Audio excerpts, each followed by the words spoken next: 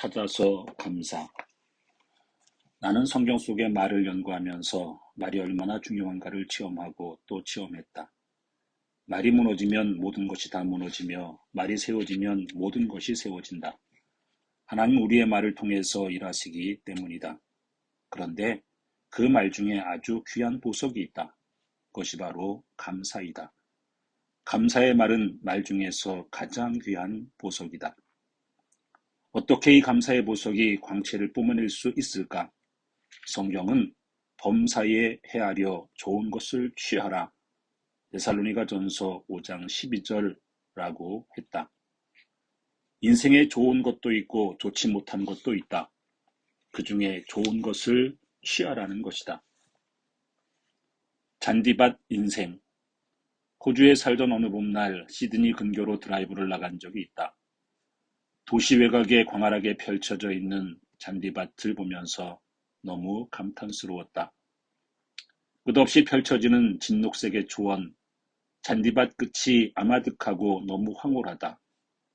흰구류에 끌리듯 잔디밭 먼 곳까지 걸어가 보았다. 그런데 그곳에 가보니 그렇게 신비스럽기조차 했던 진녹색의 잔디밭의 황홀함은 온데간데 없고 잔디가 울퉁불퉁하여 또 여기저기 흙이 드러나 있고 말라 있는 잔디, 누렇게 변색된 잔디가 함께 있었다.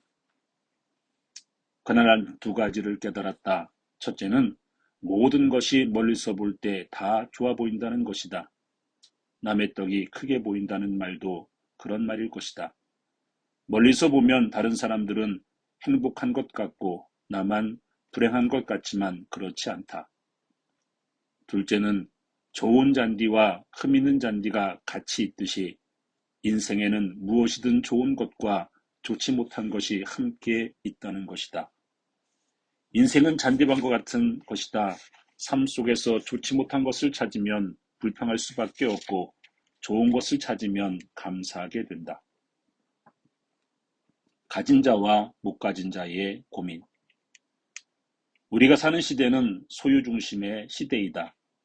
못 가진 자는 가진 자를 부러워한다. 어느 날 검사 한 분이 심야기도에 와서 이야기를 한다. 평검사 생활을 지치고 힘듭니다. 매일 상대하는 게 사기꾼, 도둑들과의 입씨름하고 할당받은 사건은 많아 밤늦게까지 시달리며 제 시간에 퇴근한 적이 별로 없습니다. 나는 그 말을 듣고 검사의 고충을 이해하게 되었다. 친분이 있는 판사 한 분이 대화 중에 목사님, 부럽습니다.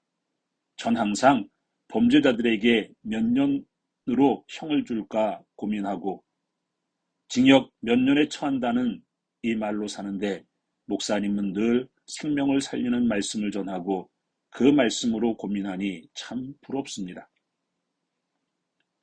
우리는 그분이 권력이 있고 힘이 있어 행복한 줄만 알았는데 우리보다 더 깊은 고뇌를 갖고 있는 것이다.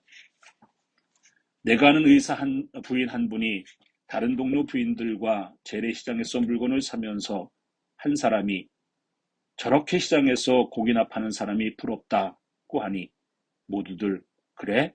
저 사람들이 마음은 편하지 하고 모두 동조했다면서. 교수님, 의사 스트레스가 보통이 아닙니다. 매일 상대하는 사람들이 아픈 사람들이죠. 환자들이 쾌유해 주어야 하는데 잘 낫지 않으면 그 스트레스가 모두 의사에게 옵니다. 이런 환자 보는 일을 매일 한다는 것이 정신적으로 보통 힘든 게 아닙니다. 그 말을 듣고 보니 의사의 고충이 보통이 아니란 걸 느끼게 되었다. 어느 목사님이 미국 가는 중에 비행기 특석에 앉게 되었는데 한국 재벌 회장님과 함께 앉게 되어서 기회다 싶어 회장님 참 좋으시겠습니다 라고 했더니 전 눈만 뜨면 그때부터 눈 감을 때까지 머리가 찌끈거립니다 라고 하더란다. 못 가진 자만 고민이 있는 것이 아니라 가진 자의 고민은 더 크다. 가진 자는 가진 것만큼 고민도 크다. 없는 사람은 몇십만 원으로 고민을 하지만 가진 자는 몇 억으로 고민한다. 가진 것만 있고 고민 없는 사람은 없다. 빛이 있으면 어둠이 있고 어둠이 있으면 빛이 있다. 좋은 것이 있으면 좋지 못한 것이 있고 좋지 못한 것이 있으면 좋은 것이 있다. 세상에 그 어떤 것도 100% 좋은 것만 있거나 100% 나쁜 것만 있는 것도 없다. 좋은 것과 좋지 못한 것이 항상 같이 있는 것이다. 나 자신은 어떤가? 나 자신도 좋은 점과 좋지 못한 점이 같이 있다. 인류 탤런트들의 고민. 오래전 TV에서 한국의 유명 탤런트들이 모여 이야기를 나누는 프로그램이 있었다. 자신에 대해 불만스러운 부분이 있느냐? 성형을 생각해 본 적이 있느냐? 하는 질문에 인류 탤런트들이 하나같이 자신의 단점들을 들먹이며 그것들 때문에 성형을 하러 갔다가 의사의 만류로 안 했다는 등의 이야기를 쏟아냈다. 한국에서 가장 잘생긴 얼굴을 가졌다는 모 남자 탤런트는 자신은 둥그런 자신의 눈이 불만스럽다는 것이다. 남자 눈이 좀 찢어지고 그래야지. 자기 눈이 마음에 안 든단다. 모두 자기 불만을 이야기하느라 열심이었다. 최근엔 비라는 가수가 가장 매력적인 외모를 가졌다고 하나같이 이야기한다. 그런데 정작 본인은 가수로 데뷔하면서 쌍꺼풀 수술을 할까 말까 고민했다고 한다. 나는 그런 모습을 보면서 사람들이 잘생겼다고 결코 만족하지 않는다는 것을 확인했다. 자신에 대해 만족스러워하는 사람은 많지 않다. 자신의 좋은 점을 보지 않고 자신의 부족한 점을 보기 때문이다. 이런 사람을 우리는 부정적 자아를 가진 사람이라 한다. 반면에 박경림이란 방송인은 사람들이 자신의 사각턱을 수술하라고들 하지만 자신은 사각턱이 전혀 문제라고 생각하지 않는다. 그래서 수술을 안 한다고 한다. 우리는 그 말에 정말 그렇게 생각하진 않겠지? 하고 짐작할지 모르지만 긍정적인 자아가 강한 사람은 실제로 문제없다고 생각한다. 그녀가 고등학교 시절 학교의 아버지가 수의로 취업되었다. 그녀의 아버지는 딸이 마음의 상처를 받을까봐 말도 못하고 비밀리에 출근을 했는데 친구들이 아버지를 알아보고 그녀에게 전해주어 알게 되었다. 여느 학생 같았으면 창피스럽다고 울며 난리가 날 법도 한데 박경림 양은 친구를 데리고 숨어 지내는 수의실로 아버지를 찾아가서 수의실 앞에서 친구와 함께 노래와 율동으로 아버지를 위로했다고 한다. 좋지 못한 점을 찾는 사람은 원망하고 불평한다. 그러나 좋은 점을 찾는 사람은 감사하고 감사한다. 다윗은 주께서 내 장부를 지으시며 나의 모태에서 나를 만드셨나이다. 내가 주께 감사하옴은 나를 지으심이 심히 기묘하심이라. 시편 139편 13절로 14절 하며 하나님이 자신을 신묘막측하게 지으심에 감사한다. 부모와 원망. 내가 호주에 갈 때 신학대학에 근무키로 했기에 간단한 생활용품을 가져간 것 외에 빈손으로 갔다. 그러나 약속이 깨지고 우리 가족은 당장 생활고에 부닥쳤다. 아이들은 겨우 학교에 입학하게 되었지만 사립학교라 학비를 부담해야 하고 당장 생활을 책임져야 할 가장이기에 슈퍼마켓에 쇼핑카트를 옮기는 일을 하게 되었다. 이 슈퍼마켓은 주차장이 반지하라 이곳에 있는 카트 15개를 함께 밀고 1층 가게까지 올리는 작업이었다. 약 15도 정도 경사진 40m 정도의 길이었다.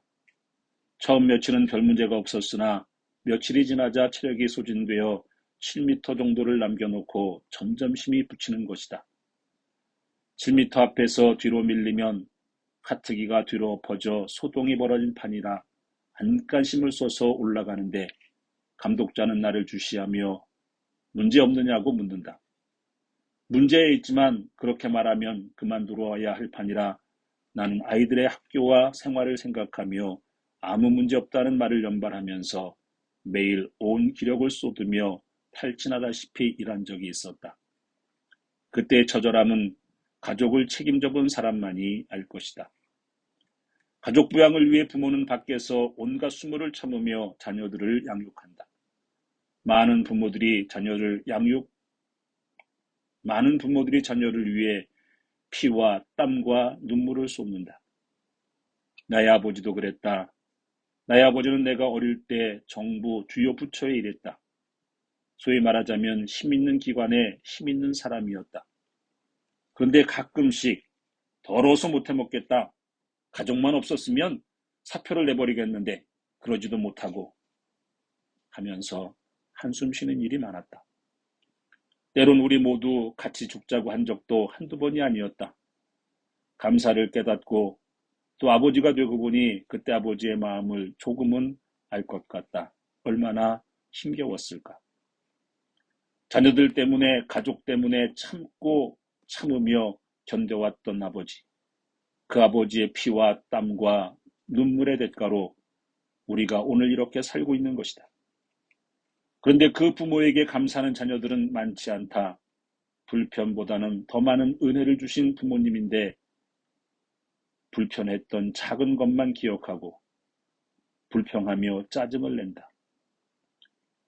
부모가 불편을 주었다 해도 우리는 부모의 피와 땀의 대가로 얻은 것을 먹고 입고 살아온 사람들이 아닌가. 너의 아들, 딸을 위해서 한국의 철거민촌에서 목회를 끝냈을 때 하나님은 호주로 길을 열어주셨다. 그때 하신 말씀이 너희 아들과 딸을 위해 호주로 보낸다고 했다. 난 호주에 가서 성경 속의 생명 언어를 깊게 연구하며 생명 언어학을 개척 확립하고 생명 언어 프로그램을 만들어 사역을 하며 공부를 하였다. 호주는 내게 큰 은혜를 준 땅이다. 그런데 하나님께서는 호주에서 내가 받은 은혜에 대한 말씀은 없었고 내 아들과 딸을 위해 보낸다고 했을까? 처음엔 그 말 뜻을 몰랐지만 지나고 보니 이해가 되었다. 우리 아이들이 큰 혜택을 받았다. 아이들은 초등학교 2, 3학년 때에 호주에서 초등학교를 마쳐 영어에 능통하게 되었다. 한국에 나와서 중고등학교에서 뿐만 아니라 대학에 들어가서도 준비 공부 없이 토익 시험을 치렀는데도 800점이 나왔다. 남들은 죽기 살기로 외우고 영어 학원 다니며 공부하는데 우리 아이들은 영어 공부를 별도로 하지 않아도 항상 만점 가까운 점수가 나오고 대화와 통역이 쉽게 이루어졌다. 하나님 우리를 호주로 보내신 가장 큰 이유가 우리의 수고의 보상으로 우리 아이들이 영어에 능통하게 하고 서구 문화를 접하게 해 세상을 보는 눈을 넓게 해준 것이다. 부모의 헌신과 수고의 혜택은 우리 아이들이 누린 것이다. 아들이 늦깎이로 군대 입대하게 되었을 때에 너는 하나님의 사람이니 모든 사람에게 성실하고 신뢰할 수 있는 사람이 되어라고 권면하였다. 우리 부부는 하나님의 인도하심을 믿고 어디를 가든지 좋은 사람 만나기를 기도했다. 또 아들에게 하나님이 좋은 사람 만나게 해줄 것이라고 축복했다. 아들은 훈련소에서부터 좋은 친구를 만나서 훈련소의 사진이 마치 제대하는 날 기념 촬영한 것 같다. 일군 사령부 소속으로 배치받아 부대 배치받은 첫 주일 부대 교회를 방문하여 우리도 함께 예배를 드리게 되었는데 부대 목사님이 사병에 대한 열정이 보통이 아니었다. 30년 군목 생활을 했다는데 저런 열정적인 설교를 아직도 할 수 있을까 싶을 정도였다. 순수한 열정이 녹아있는 말씀을 앞으로 2년 동안 듣고 배울 아들을 생각하니 참으로 좋은 목회자를 만나게 해준 하나님께 감사했다. 또 부대교회 안수 집사가 그 부대의 지휘관인데 계급에 올리지 않을 만큼 겸손하고 신실했다. 아들이 훌륭한 인격을 가진 믿음의 지휘관을 보는 것만으로 많은 것을 배울 것이기에 참으로 감사했다. 그뿐 아니라 교회에 나오는 동료 사병은 훈련소에 같이 훈련을 받고 이곳에 배치를 받았는데 보직이 또한 같았다. 크리스천인 이 청년도 보통 젊은이와는 다른 것이 눈에 띌 만큼 신실하고 적극적인 모습이 확연했다. 아들도 좋은 친구라고 감탄했다. 그런가 하면 배속받은 부대의 선임자도 크리스찬이었다. 그래서 친절하고 자상하게 지도해 준다고 했다. 정말 기도하고 축복한 대로 좋은 사람을 만났다. 나는 하나님께 감사에 감사를 드리고 있다. 아들의 이 은혜가 어디에서 시작되었는가? 부모의 기도로 시작되지 않았는가? 부모의 간절함으로 이루어지지 않았는가? 유카리스티아의 어느 전도사가 대학 다니는 장성한 아들과 딸과 함께 참여했다. 그 전사는 아이들이 어릴 때 혼자 되어 하나님을 의지하며 오로지 믿음과 헌신으로 살며 두 자녀를 키워 아들을 명문대학에, 딸은 좋은 직장을 얻어 생활하고 있다. 첫날 아들이 인사하면서 엄마에게 속삭여 이곳에 따라왔다며 불평했다. 세미나 중에 하나님은 그들에게 말씀하셨다. 내 엄마의 헌신과 믿음과 기도로 오늘 너희의 명문대에 들어가도록 했으며 좋은 직장을 얻게 했노라고 하셨다. 그들이 똑똑해서 명문대에 들어간 것이 아니라 어머니의 눈물과 헌신과 기도를 받으시고 하나님이 명문대학생을 만들고 좋은 직장도 주신 것이었다. 우리는 모두 우리 힘으로 모든 것이 이루어지는 줄로 착각한다. 부모의 피와 땀, 헌신과 믿음과 기도로 오늘의 우리가 있는 것을 알지 못하고 부모에게 감사하지 않는다. 오늘의 내가 부모의 피와 땀, 헌신과 기도, 믿음으로 이루어진 것을 알면 어찌 감사하지 않을 수 있겠는가? 머리 숙여 감사할 따름이다.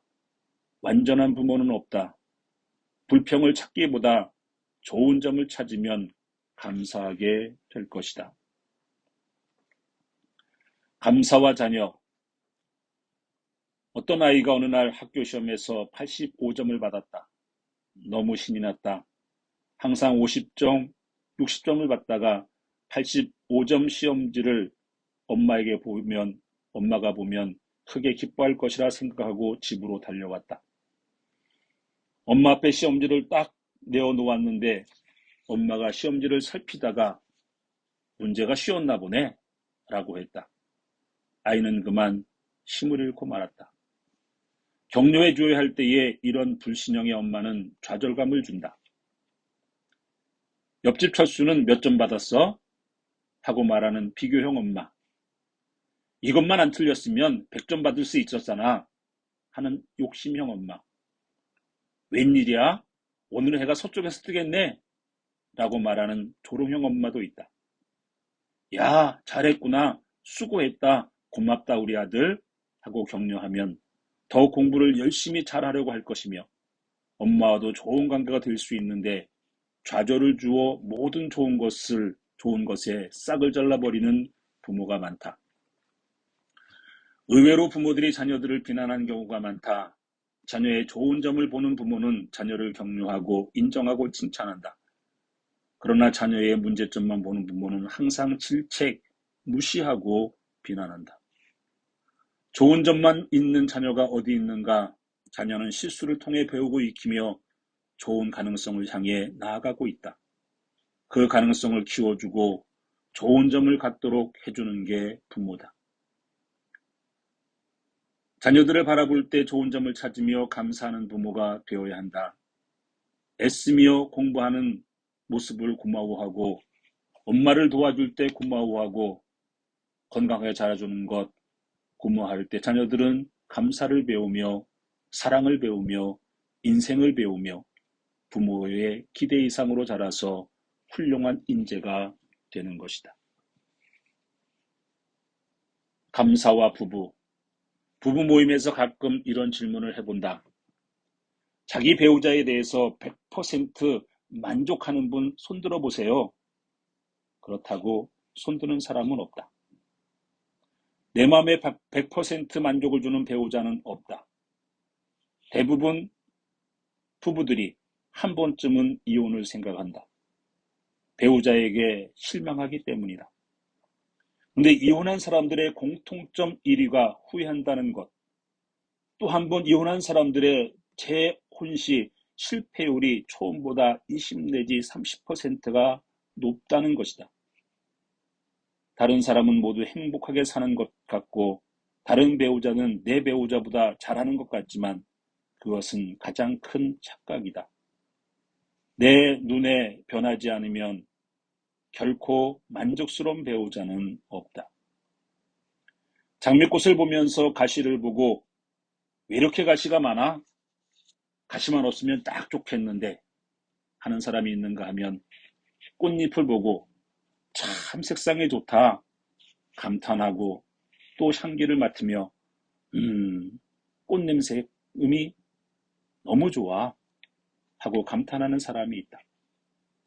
사람은 누구나 단점과 장점을 함께 가지고 있다.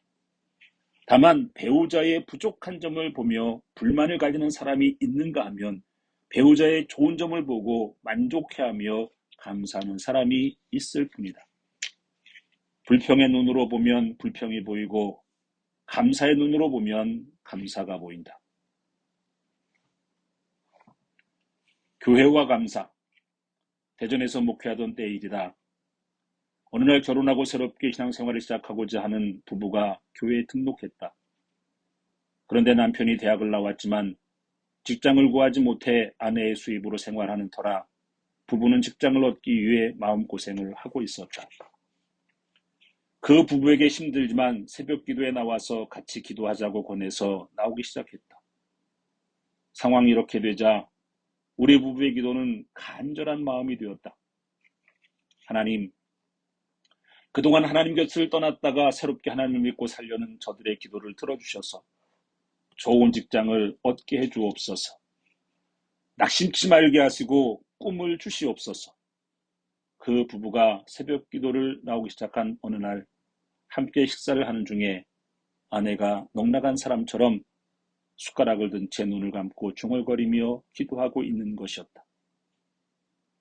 여보, 뭐래요?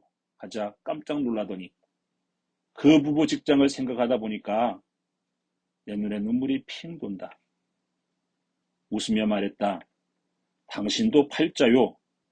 팔자.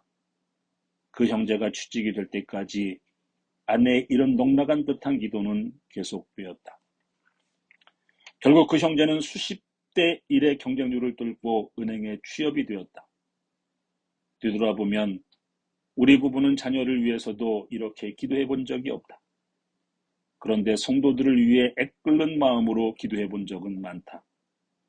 잠을 자다가도 어려운 성도가 생각나서 자리를 뒤척이며 기도한 것이 한두 번이 아니오. 심지어 길을 가면서도 기도할 때도 있었다. 이 마음을 누가 알겠는가? 하나님만이 아실 것이다.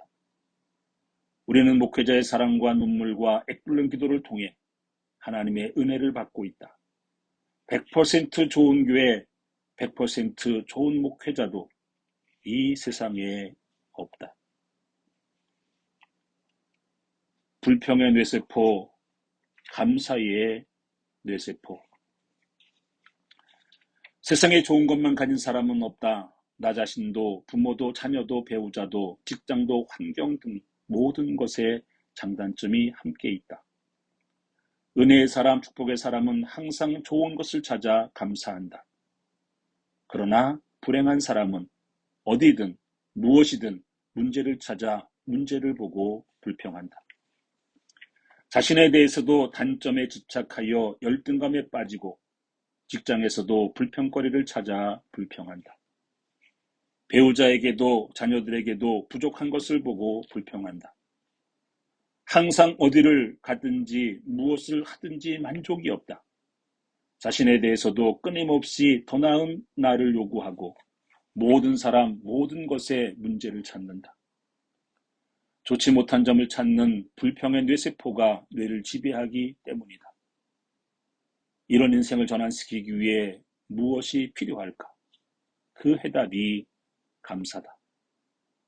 감사를 시작하면서 나의 생각, 마음, 삶, 신앙 모든 것이 감사로 변하기 시작한다.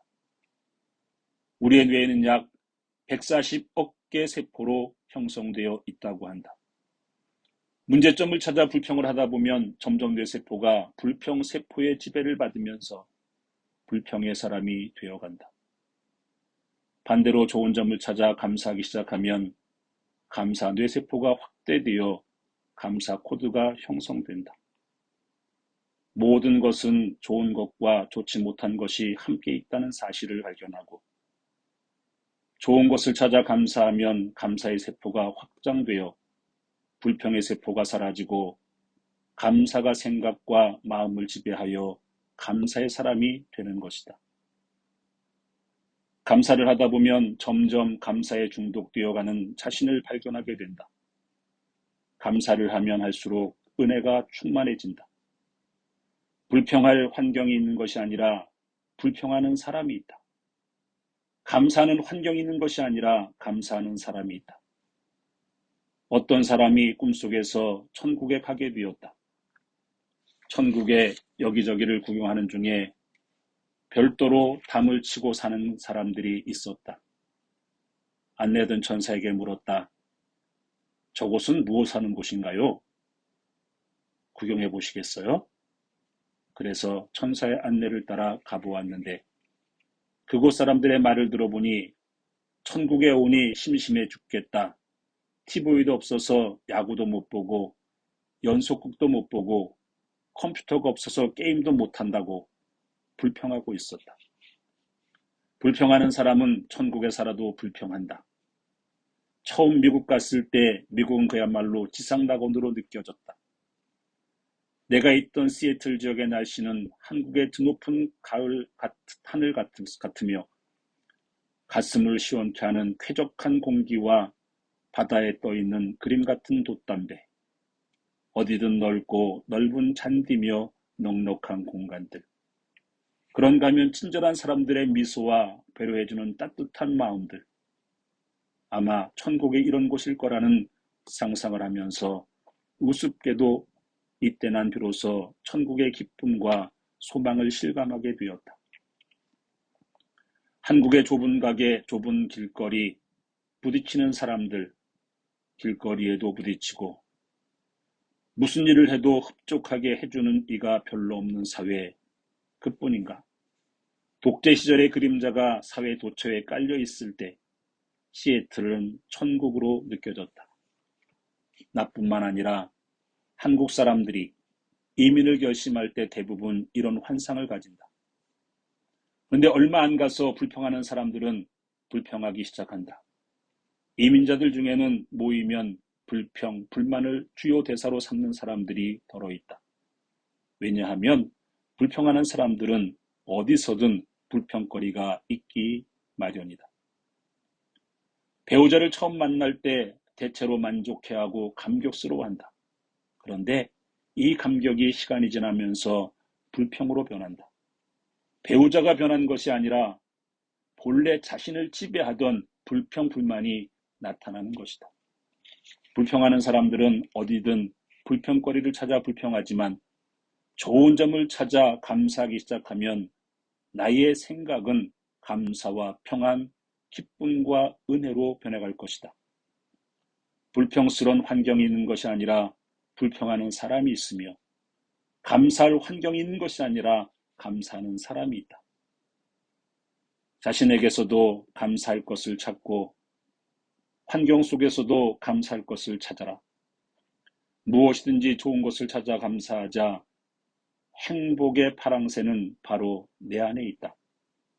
좋은 점을 찾아 감사하기 시작하면 솔로몬에게 큰 축복이 임하듯 행복한 삶, 축복의 삶이 열리게 될 것이다.